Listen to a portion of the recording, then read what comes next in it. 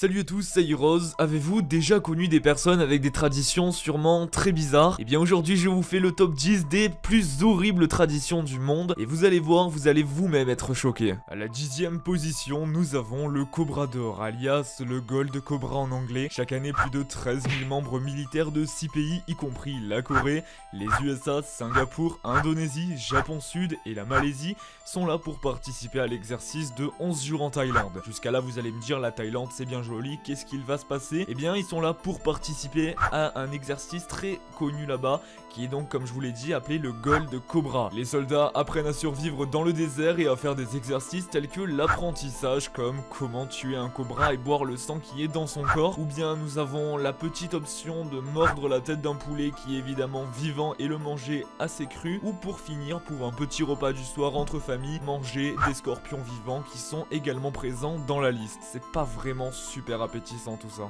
À la 9e place, nous avons vivre avec les morts. Effectivement, c'est une tradition qui se passe en Indonésie et le principe est très simple. Il suffit de déterrer un membre de sa famille qui est évidemment mort, mais ça je pense que je n'ai pas à le préciser, on va pas déterrer son petit frère, et le but sera simplement de vivre avec.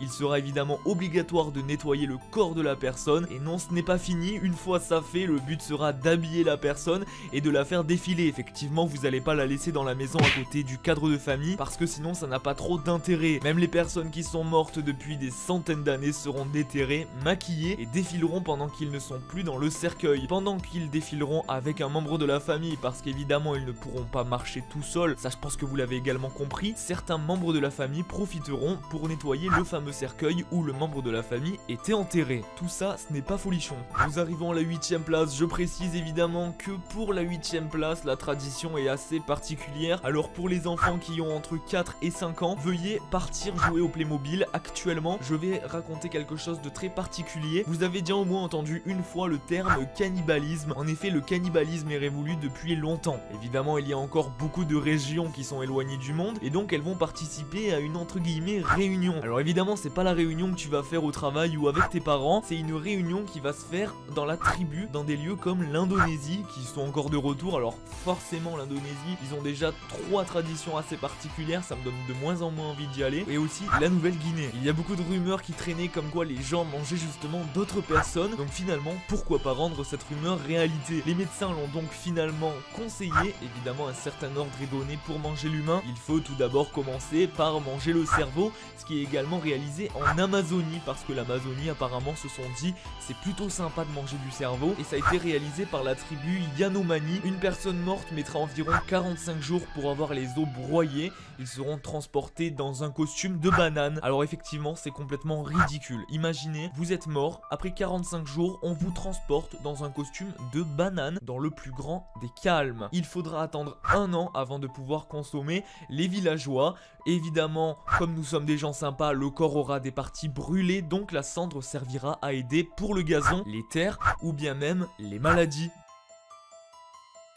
Et nous sommes à la 7e place. Vous connaissez sûrement le film Ted, l'ours qui est assez mignon. C'est un ours en peluche certes, mais aujourd'hui je vais un petit peu vous casser le délire de l'ours. Effectivement, les Ainu qui sont originaires du Japon et de la Russie croient que les ours sont la marche de Dieu parmi nous. Donc ils doivent forcément être sacrifiés de l'humanité. Les ours mâles contiennent malheureusement moins de sang que les ours femelles. Ils attendront donc l'hibernation des mères ours, puis ça nécessitera un petit abattage. Les mères ours portant un ourson seront gardés jusqu'à la sortie de cet individu, puis la mère sera tuée.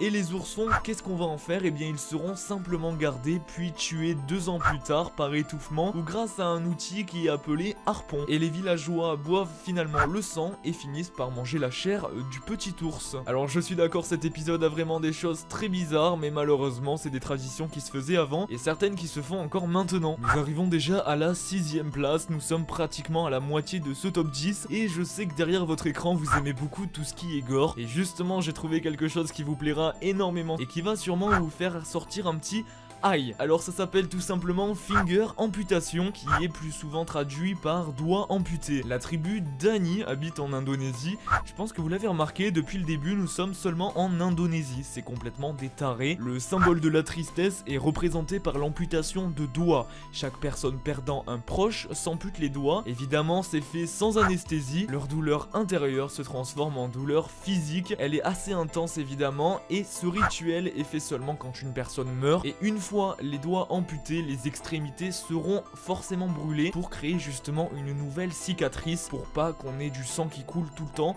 qu'on fasse une hémorragie et qu'on meure sur le coup, car le but n'est pas de se tuer, le but est de faire passer la tristesse intérieure du décès d'un membre de sa famille en douleur extérieure. Pour la 5ème place, je vous ai pris quelque chose d'un peu moins gore, mais quelque chose qui peut vraiment faire mal. Walking on coal, la marche sur le charbon en français, et la question qu'on se pose c'est marcher sur le feu. Eh bien oui, c'est une très ancienne tradition, mais qui est toujours utilisée. En effet, le but est très simple, il suffit de marcher sur de la braise, du charbon, évidemment pieds nus, il ne faut pas mettre des chaussures, et pour les hommes mariés, porter leur femme sur leur dos. Alors c'est vrai que là pour le coup, dans cet endroit là, les gens qui sont célibataires s'en sortent plutôt bien. Les charbons sont évidemment ultra chauds, ils peuvent vraiment vous brûler extrêmement la peau, et il suffit de faire ça avant d'aménager avec sa femme. La question est pourquoi ne pas faire marcher la femme à côté? Eh bien la réponse est vraiment très simple et la réponse est très intelligente. C'est pour prouver que l'homme doit protéger sa femme de tout et n'importe quoi, et que la femme devra rester tranquille par exemple à la maison pendant que l'homme traversera des chemins très compliqués, comme par exemple le feu qui représente beaucoup la chose. Et de mon avis personnel, j'ai envie de dire que c'est quand même la tradition la mieux faite. À la 4ème position, nous rentrons dans les choses sérieuses. Vous connaissez sûrement tous le film L'Exorciste. Il est sorti au cinéma, il est sorti en DVD, il est surtout sorti en streaming, et tout simplement c'est quelque chose où un exorciste va simplement enlever le démon dans les corps des gens. Et bien il y a une tradition qui est l'exorcisme.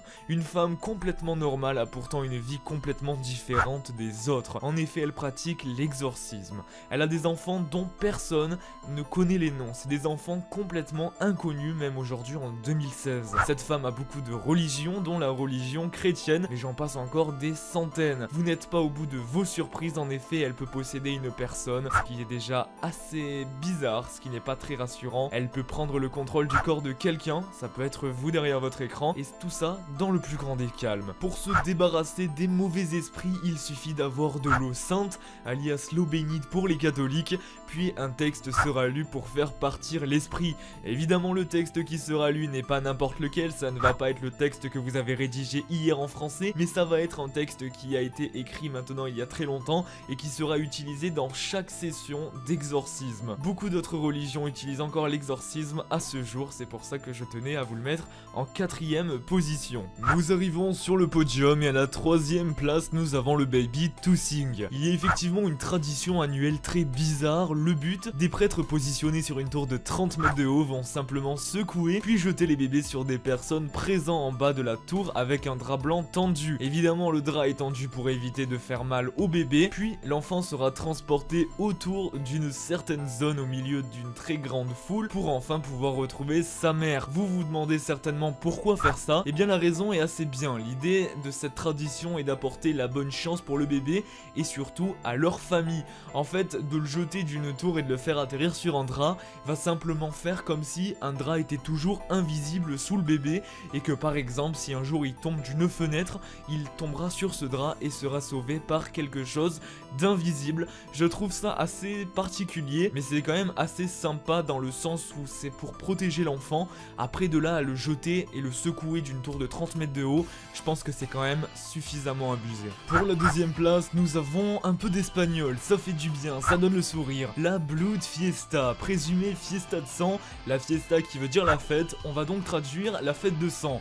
Les victimes ne sont pas des hommes, mais bien des animaux. Non, ce n'est pas votre chien ou votre petit chat, vous inquiétez pas, mais c'est des loups et des taureaux. Pour le chasser, c'est très simple, il suffit d'avoir un couteau ou bien une lance, ou si on a décidé d'être un peu violent, on n'a qu'à prendre du feu, et plus précisément de la cire chaude, et la cire chaude sur tout le pauvre animal est vraiment ce qui représente la douleur. Environ 10 à 20 fiestas de sang ont lieu chaque année. Où ça? À votre avis, en Espagne, bien joué, mais d'autres pays prendront la tradition comme le Mexique, le Portugal ou bien même nos amis les Brésiliens. Alors nous sommes déjà à la fin de ce top 10, ne vous inquiétez pas, il reste encore la première place. Je précise que la première place ne contient pas du sang, elle n'est pas hard, mais pour les Français ça va vous sembler vraiment très bizarre. La tribu népalaise, les frères se partagent la même femme. Selon un article d'une revue de psychologie, nommée Psychology Today, pratiquement toutes les sociétés polygames pratiquent la polygamie fraternelle quand les frères partagent la même femme. C'est le cas de cette tribu et ils font ça parce que chaque famille doit se partager la terre disponible pour l'agriculture. C'est-à-dire, plus il y a de familles, plus la terre est divisée en petites parties. Ils ont donc cette tradition pour garder de grandes parcelles de terre. La solution est de trouver une femme pour plusieurs fils d'une même famille pour conserver au maximum la terre et ne pas la diviser. Selon National Geographic, cette méthode fonctionne bien quand les femmes ont un emploi du temps réparti équitablement entre les frères, comme ça au moins, pas de jaloux. Alors j'espère sincèrement que ce premier top 10 vous aura plu, en tout cas si ça vous a plu n'hésitez pas à bombarder l'espace des j'aime, ça me ferait vraiment super plaisir, n'hésitez vraiment pas à laisser un petit commentaire pour me donner votre avis, pour me demander ce que vous voulez que j'améliore, est-ce que vous voulez que j'arrête, que je continue, que je remplace, n'hésitez vraiment pas à venir vous abonner à ma chaîne YouTube si ce n'est pas déjà fait, et en tout cas j'espère que cette journée sera au top pour vous, et moi je vous dis à très bientôt, c'était Heroes, et ciao, bye bye tout le monde.